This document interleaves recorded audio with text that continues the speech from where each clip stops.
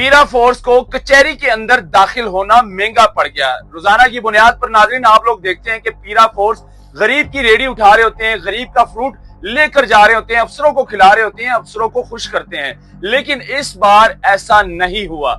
इस बार क्या हुआ आज के इस वीडियो में मैं आपको बताऊंगा नाज़रीन। ये मुल्तान का एक वाकया है कि असिस्टेंट कमिश्नर असग़र सहर जो है 4 पीरा फोर्स के डाले और 2 MCL के ट्रक कुछ नफरी लेकर करोड़ों की गाड़ियां और लाखों का पेट्रोल डालकर वो अपनी तरफ से ये समझती थी कि आज मैं कोई बड़ा छक्का मारूंगी और वुकला का सारा सामान और वुकला का फर्नीचर उठाकर ले आऊंगा तो मुझे DC साहब शाबाशी देंगे। लेकिन ये उनकी भूल थी। जब कचहरी के अंदर दाखिल हुई, सामान उठाया, वहां पर वुकला बरादरी पड़ गई इनको। वहां पे जो बिला किसी नोटिस के लोगों की तोड़ फोड़ और बिला नोटिस के वहाँ पे जो जुल्म सितम और लोगों की चीज़ें जो है ये उठाकर ये चोरी करके डकैती करके ले जाती थी। तो मेरा ख्याल है उसी नशे में ये चले गए हैं उधर कचहरी के अंदर। तो आप देखें कि पीरा फोर्स जो है उसका एक प्रोसीजर है काम करने का। अगर आपने महसूस करते हैं कहीं पे कोई नाजायज तजावुज़ात हैं तो आप उनको नोटिस दें रिटन फॉर्म में। बिल्कुल। और जब आपका दिल चढ़ता है और जब आपका माइंड आता है, जब आपका कोई दिल करता है कोई काम करने को, कानूनी हो या गैर कानूनी, तो आप मुंह उठा के डाले लेके मशीनरी लेके वहां पहुंच जाते हैं। कानून ये बिल्कुल नहीं कहता और यही इन्होंने गलती की। इन्होंने बगैर किसी नोटिस के और बगैर किसी वजह के वकीलों के ऊपर इन्होंने जो हमारे चैम्बर्स थे वकील साहबान के मुल्तान के अंदर उनके ऊपर इन्होंने दावा बोल दिया।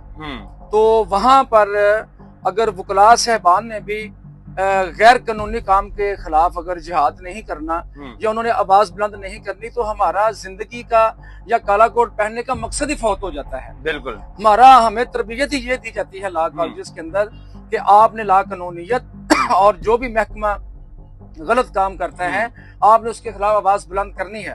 तो हमने वहां पे प्रोटेस्ट किया जो हमारा लीगल राइट है। हमने उनको गैर कानूनी काम करने से रोका कि आप प्रोसीजर के तहत आए।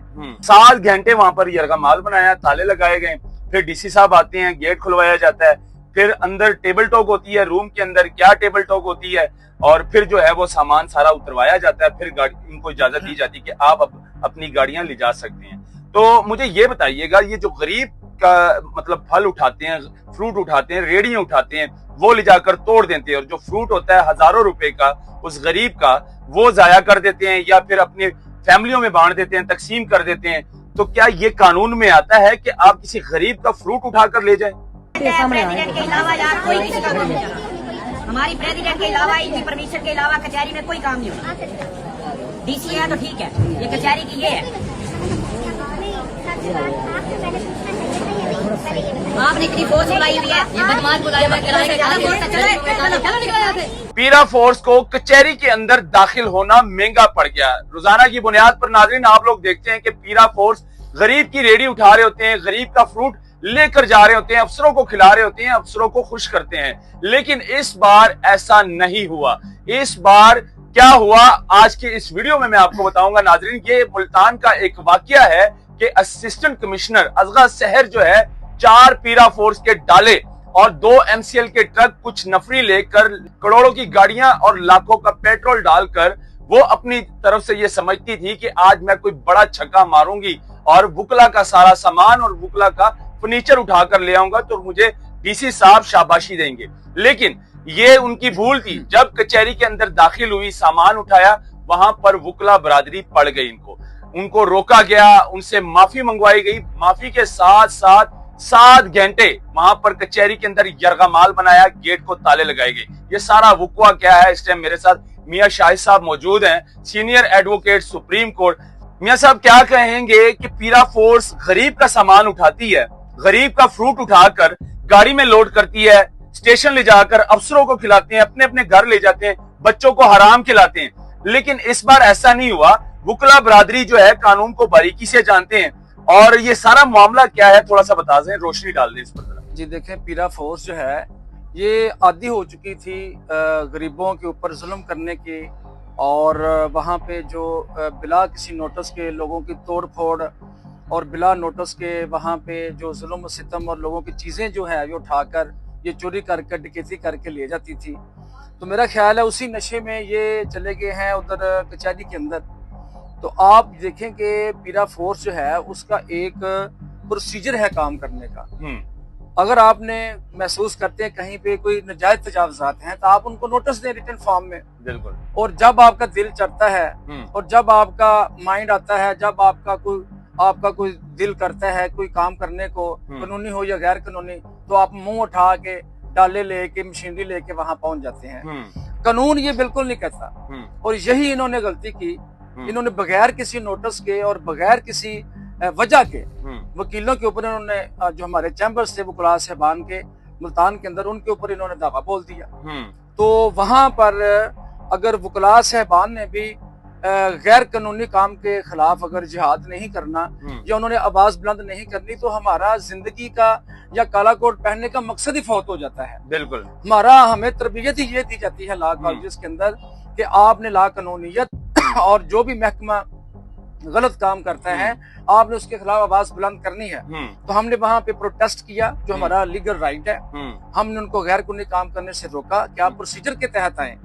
तो फिर वहां पे अल्हम्दुलिल्लाह जो इनके साथ हुआ है वो आप सबको पता है और यही ये डिजर्व करते थे। अच्छा, वकला बरादरी जब ये अज़का शहर जो थी ये सामान ट्रक में लोड कर लेकर जा रही थी, आगे से वकला बरादरी ने इसको रोका और कहा कि आपने किसी से इजाजत ली, आप कचहरी के अंदर दाखिल कैसे हुई?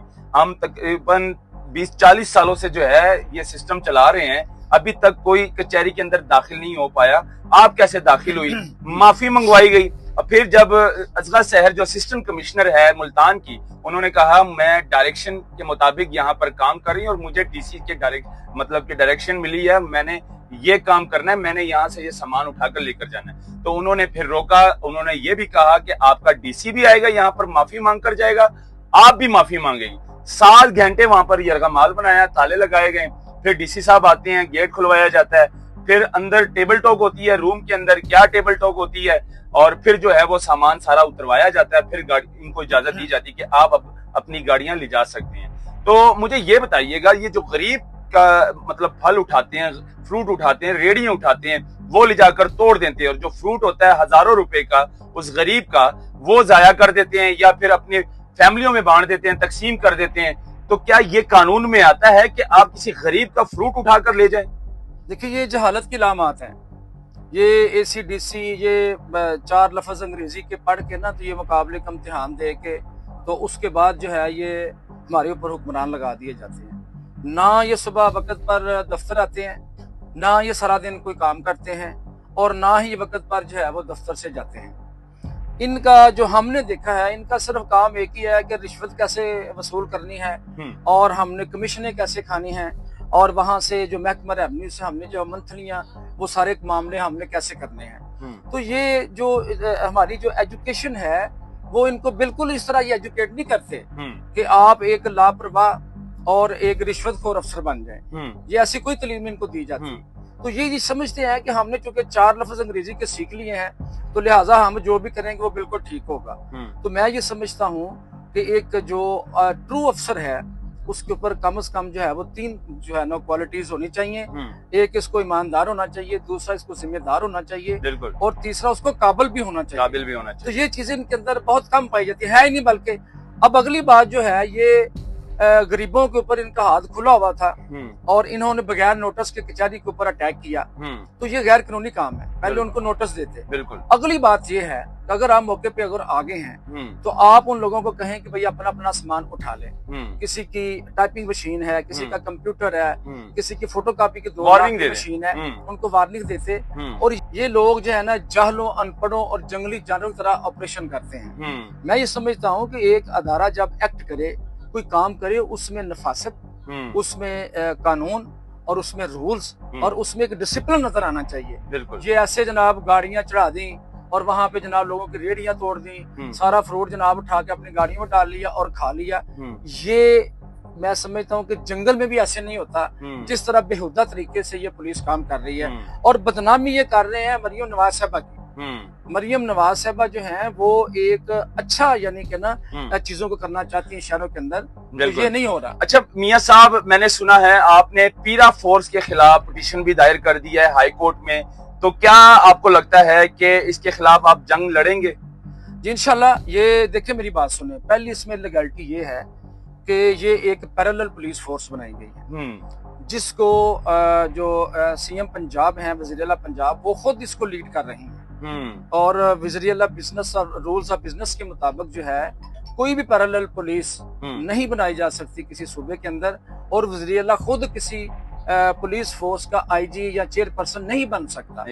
और ये जो चीज है और ये जो काम कर रहे हैं, ये देखिए ना, ये पूरी फोर्स पुलिस फोर्स जो है ये इन्होंने महकमा रेवेन्यू के अंडर कर दी है। और महकमा रेवेन्यू जो है वो पाकिस्तान का सबसे बड़ा रिश्वतखोर और कमीशन खोर महकमा है। तो इन्होंने पुलिस फोर्स जो है एक बना के तो करप्ट लोगों के ऊपर जो है ना इन्होंने उसको कमांड दे दी है। ठीक है। और वो जो एसी और डीसी है वो इसकी कमांड पुलिस की नहीं कर सकता।